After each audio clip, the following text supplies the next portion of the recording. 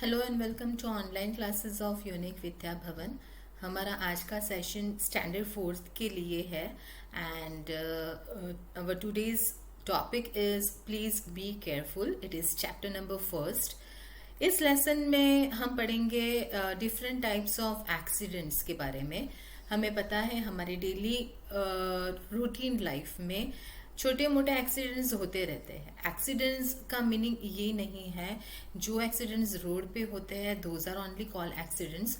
जो घर पे होते हैं, कभी कभी हम खेलते हैं तो छोटे मोटे एक्सीडेंट्स होते हैं, this are all called accidents. और माइनर एक्सीडेंट्स होते हैं, मेजर एक्सीडेंट्स होते हैं, हॉरिबल एक्सीडेंट्स होते हैं। तो what is a difference between all these types of accidents? What are minor accidents? What are major accidents? And what are horrible accidents? Okay, so अगर हम हमारे I'll show you one picture. This is a picture. It is a picture where it is a road accident. You can see a truck. You can see an auto rickshaw. You can see a man falling down. This is a type of accidents which occurs hastily या किसी की लापरवाही की वजह से ये accident होता है। ये एक्सीडेंट जो होता है वो रोड के ऊपर होता है। क्या होता है, हाईवे पे अगर सामने से ट्रक आ रही है, और ऑटो रिक्शा वाले तो हमको पता ही है, दे आर नेवर सेफ। उनको ट्रैफिक रूल्स पता होता है लेकिन फिर भी वो ट्रैफिक रूल्स फॉलो नहीं करते हैं। तो because of their irresponsibility accidents occurs in this way. क्या होता है, सामने से ट्रक आ रही है, ऑटो रिक्शा जा रही है, और because of unaware of traffic rules accident होते हैं। एंड ये एक्सीडेंट जो है, इस एक्सीडेंट में इस ट्रक को तो कुछ नहीं हुआ है, but there is a damage which occurred to auto rickshaw. Auto rickshaw को डैमेज हुआ है। You can see that lights glasses है वो टूट गए हैं। शायद अंदर के पैसेंजर को कभी कभी बहुत सब लग सकता है। मे बी अगर बहुत जोर से एक्सीडेंट हुआ, the person may die because of this accident. Okay, so this are called major accidents. What about minor accidents? Minor accidents are those accidents that happens in our house also. It may occurs on roadside also. It may occur on playground also. I'll show another picture. Okay, this is a picture. You can see there is a picture and a girl is cutting something. She is cutting a vegetable और suddenly उसके हाथ में से bleeding हो रहा है। तो ये ब्लीडिंग की वजह क्या है? It may be minor, it might be major also.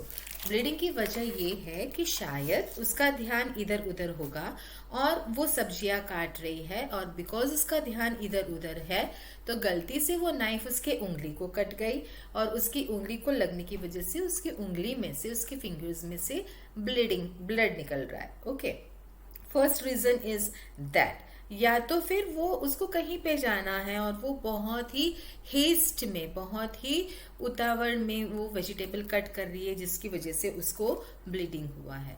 May be that bleeding में बी माइनर, शायद उसको थोड़ा सा कट लगा है, उसका ब्लीडिंग माइनर है। या तो फिर कभी ऐसा होता है कि बहुत जोर से नाइफ उंगली को लगती है, और वो जो नाइफ लगने की वजह से शायद उसको इंटीरियर तक वो नाइफ जाएगी और बहुत सारा ब्लीडिंग होगा। मे बी इस उंगली में उसकी जो भी आर्टरी है या जो भी वेन है वो कट हो सकती है, जिसकी वजह से बहुत ब्लीडिंग होगा, और बहुत ब्लीडिंग होने की वजह से उसको हॉस्पिटल में जाना पड़ेगा ट्रीटमेंट के लिए। First I will tell you the types of different types of accident that occurs. Okay, now the first one I have shown you was the accident that occurred on roadside. It was a major accident. अगर हम highway पे जाते हैं, कभी भी हम कहीं पे भी जा रहे हैं, तो हम देखते हैं कि बहुत जोर से दो व्हीकल्स एक दूसरे के साथ इररिस्पॉन्सिबिलिटी की वजह से कोलॉइड होते हैं यानी आमने सामने आते हैं और एक्सीडेंट होता है। जब वो कोलॉइड होते हैं तो दोनों व्हीकल्स को डैमेज होता है, व्हीकल्स को भी डैमेज होता है, व्हीकल्स के अंदर बैठने वाले जो लोग हैं उनको भी डैमेज होता है, उनको भी हर्ट होता है, उनको भी लगता है। शायद कभी कभी ऐसा होता है कि इतना सीवियर वो एक्सीडेंट होता है कि उसमें पर्सन की डेथ भी हो सकती है। Okay, So now this second picture I am showing you is a girl. She is crossing a road और suddenly वो slip हो गई है. इसका reason क्या हो सकता है? वो slip हो गई है.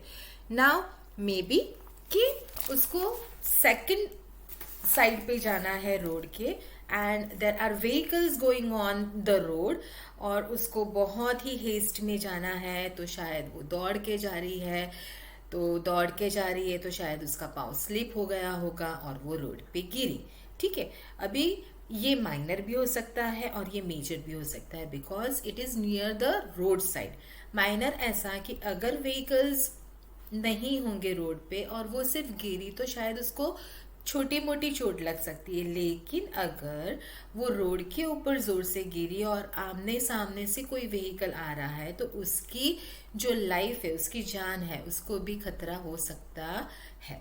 So this are the types of accidents. Now you can see this boy, you can see the picture of this boy. He has got a fracture on his hand. तो ये फ्रैक्चर उसको किसकी वजह से हुआ होगा? शायद वो रोड पे चल रहा होगा, उसकी लापरवाही होगी, या सामने वाले की किसी की लापरवाही होगी जिसकी वजह से वो गिरा होगा और उसको जोर से गिरा होगा तो उसके हाथ में लगा होगा और उसको फ्रैक्चर हुआ होगा. या तो फिर वो घर पे कुछ काम कर रहा होगा, चेयर के ऊपर चढ़ा होगा, कुछ कर रहा होगा और उसमें से वो चेयर पे से गिरा होगा और उसको लगा होगा और उसका जो बोन है हाथ का वो फ्रैक्चर हुआ होगा ना. जब वो बोन फ्रैक्चर होता है हम घर पे उसकी ट्रीटमेंट नहीं कर सकते. We have to immediately take him to the hospital, क्योंकि बोन अगर क्रैक होता है then we have to go to the doctor and the doctor will treat that patient. Now in the first picture I have shown you that she has got a bleed. ठीक है, उसको bleeding हुई है. तो अगर उसकी bleeding minor है, उसका कट माइनर है, then we can give her a treatment at home only. We can, अगर हम हर किसी के घर के अंदर एक फर्स्ट एड बॉक्स होता है. What is there in that first aid box? First aid box में पहले तो होता है एक एंटीसेप्टिक लोशन या एंटीसेप्टिक लिक्विड होता है, एक क्रीम होती है, बर्नॉल होता है अगर किसी को बर्न हुआ, किसी को छोटा मोटा बर्न हुआ, किचन में कुछ भी काम करते वक्त मम्मी को होता है या सिस्टर होती है वो किचन में कुछ काम करती है तो उसको हाथ में थोड़ा सा बर्न हो जाता है, कुछ गरम गरम चीजें हम उठा लेते तो वो बर्न होता है, उसके लिए बर्नॉल होना जरूरी होता है.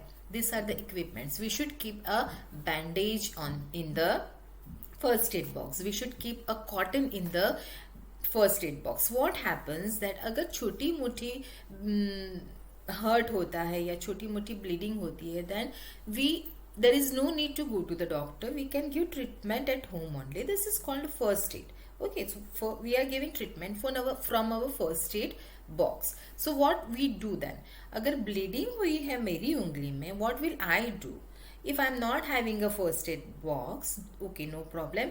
What I'll do is मैं क्या करूँगी, मेरी उंगली को पहले तो पानी से धोऊंगी और उसके ऊपर घर में हल्दी होती है, टर्मरिक होता है, वो दबा के रखूंगी. जब मैं वो हल्दी, it is an antiseptic, it is an natural antiseptic, वो दबा के रखूंगी. थोड़ी देर के बाद में मेरी उंगली में से ब्लीडिंग बंद हो जाएगा. If I am having a first aid box, अगर मेरे घर में फर्स्ट एड बॉक्स है, आई क्लीन माई वुंड, मैं मेरे वुंड को क्लीन करूंगी. क्लीन करने के बाद मैं उसको antiseptic liquid that is Dettol या फिर सेवलॉन, उससे मैं उसको क्लीन करूंगी. और फिर अगर कोई एंटीसेप्टिक पाउडर होगा मेरे घर में या कोई क्रीम होगी वो लगाऊंगी. अगर वो नहीं है तो मैं बैंडेड लगा दूंगी, टाइट, उसको बैंडेड से टाइट करूंगी जिसकी वजह से ब्लीडिंग जो होगा वो बंद हो जाएगा. अंडरस्टूड? इस तरह से हम फर्स्ट एड ट्रीटमेंट हमारे घर में ही ले सकते हैं.